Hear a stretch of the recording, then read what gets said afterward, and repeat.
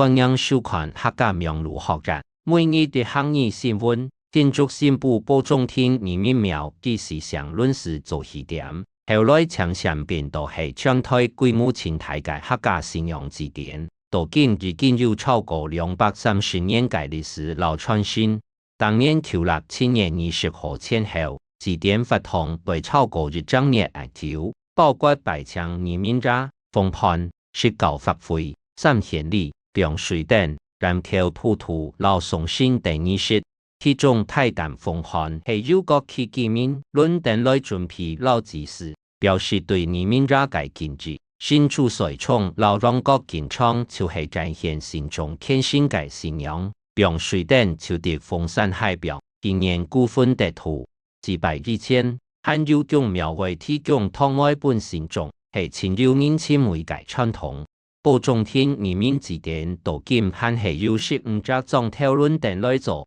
唔但將其中地方情感、未清貼保存的客家族群相關獨界文化記憶、老信仰傳承，以上係客家名錄學人嘅報道。在下個外教大家基本理解每日嘅行義就係移民者，幾多人移民節跪拜移民者，幾多人移民節跪拜移民者，你學會嗎？下一拜講來了。